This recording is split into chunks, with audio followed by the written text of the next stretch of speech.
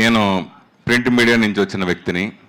First కృష్ణాభద్రకలో 3 years work చేసి వార్త cinema పేజీకి 7 years జర్నలిస్ట్గా వచ్చిన వ్యక్తి. అప్పుడు ఏదైనా ఒక ఆర్టికల్ రాయాలంటే రాస్తున్నప్పుడే ఈ పదం బాగుంటుంది, ఇది హెడ్డింగ్గా పెట్టుకోవచ్చు అనేది ప్రింట్ మీడియాలో మనకు అలవాటైంది. అలాగే ఒక ఇంటర్వ్యూ చేసినప్పుడే మనకి ఆ సెలబ్రిటీ చెప్పిన సమాధానం ఇది హెడ్డింగ్ పెట్టుకోవచ్చు, ఈ హెడ్డింగ్ చూస్తే ఇంటర్వ్యూ మొత్తం చదువుతారు అలా ఫీల్ అయ్యి అప్పుడు ప్రింట్ మీడియాలో అలా హెడ్డింగ్ పెట్టి చేసేవాళ్ళం. అది ఇప్పుడు తమ్లైన్గా మారింది. అయితే ఆ తమ్లైన్ ఎలా అయిందంటే సెలబ్రిటీలే కాదు, జర్నలిస్టుల మీద కూడా బాగా ప్రభావం చూపించింది. అసలు మనం మాట్లాడి అడిగిన క్వశ్చన్ ఏంటి, అలాగే ఆ సెలబ్రిటీ చెప్పిన సమాధానం ఏంటి, సంబంధం లేకుండా నేను ప్రెస్ మీట్లకి ప్రెస్ మీట్లకి చాలా తమ్లైన్లో నా ఫోటోలు పెట్టారు. మన వాళ్ళే, బయట వాళ్ళు కాదు. సో శివబాలాజీ గారు సెలబ్రిటీలే కాదు, మా ఆర్టిస్టులే కాదు, పొలిటికల్ కాదు, జర్నలిస్టులకు ఇలా జరిగింది. దాని గురించి కూడా మీకు చెప్తున్నాను.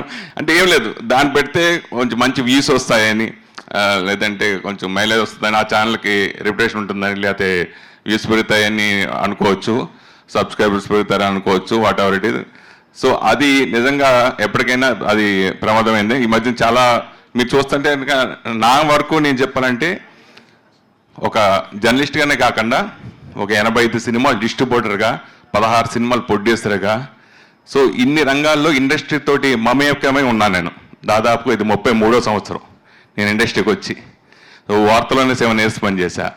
మ్యాగజైన్ స్టార్ట్ చేశా, వార్తలో ఉండగానే మ్యాగజైన్ స్టార్ట్ చేసి వార్త రిజైన్ చేశాను. అప్పటికే డిస్ట్రిబ్యూషన్ వరుసగా చాలా పెద్ద సినిమాలు చేశాను. చిరంజీవి గారిని, బాలకృష్ణ, అందరు హీరోల సినిమాలు డిస్ట్రిబ్యూట్ చేసి అలా సంపాదించిన డబ్బులతో సొంతంగా నేను మ్యాగజైన్ పెట్టుకున్నా. సార్ అవార్డ్స్ అప్పుడు శివబాలాజీ గారు ఫస్ట్ సినిమా నుంచి ఆయనకి నేను ఫస్ట్ నుంచి బాగా క్లోజ్ అయ్యాడు అప్పటి నుంచి. సో ఇలా ఎంతోమందికి ఇండస్ట్రీకి ఎప్పుడు నేను ఆన్ చేయాలని ఉద్దేశం ఎప్పుడు ఏ క్వశ్చన్ కాదు, వాళ్ళతో ఉన్న నా పరిచయాలు, వాళ్ళతో ఉన్న నా చనువుతోటే నేను క్వశ్చన్స్ అడిగేవాడిని. ప్లస్ మెయిన్ నాదే క్వశ్చన్ అడిగినా మీరు మళ్ళీ ఒక్కసారి తమ్లైన్కి క్వశ్చన్కి సంబంధం ఉండదు. తమ్లైన్ వచ్చి అన్నీ వేరే తమ్లైన్లు మొత్తం. కానీ ఆ క్వశ్చన్లో 100% ఆ సినిమాకి ప్లస్ అయ్యే విధంగా నాకు క్వశ్చన్ అడిగాను. ఏదైనా ఒక ట్రైలర్ చూసాం, ఆ ట్రైలర్ని బట్టి నేను ఆ క్వశ్చన్ అడిగాను అనమాట. సో అలాగా అయింది.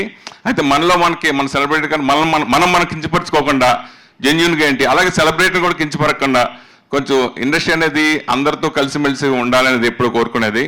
అలానే నువ్వు ఏదైనా కాంట్రవర్సీగా మాట్లాడితే ఆ కాంట్రవర్సీ మీద ఎడ్డింగ్ పెట్టచ్చు, తప్పలేదు.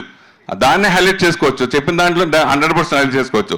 ఒక సీనియర్ జర్నలిస్ట్గా నేను చెప్పేది ఏంటంటే ఎవరైనా మాట్లాడినప్పుడు ఆ మాట్లాడే మాటలోంచి హెడ్డింగ్ పెట్టండి, కానీ అసలు సంబంధం లేకుండా సబ్జెక్ట్ ఒకటి వాళ్ళు మాట్లాడేది ఒకటి మన హెడ్డింగ్ పెట్టేది ఒకటి. సో అలా అయిపోతుంది. అది కొంచెం నాకు చాలా విషయాల్లో చాలా ఇబ్బందిగా అనిపించింది. ఎప్పుడో ఒక రోజు చెప్పాలనుకున్నాను, అది ఈరోజు ఈ వేదిక అయిపోయింది అనుకుంటున్నాను నేను. సో అలాగే నిజంగా ఈ మధ్యన రకరకాలుగా ఎన్నో జరుగుతూ ఉన్నాయి. అన్నిటి కూడా ఒక అసోసియేషన్ ఉందంటే దానికి డెఫినెట్గా అండగా ఉంటుంది. నేను ఫిలిం క్రిటిక్ అసోసియేషన్ 55 years అది. సో ఇది 5 years అయింది. మీరు కూడా డెఫినెట్గా 100 years. ఎందుకంటే మారుతున్న ట్రెండ్ బట్టి మనం ముందుకు వెళ్తూ ఉండాలి.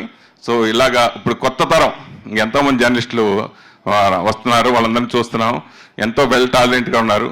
సో వాళ్ళందరికీ ఆల్ ది బెస్ట్ చెప్తూ థ్యాంక్ యూ సో మచ్.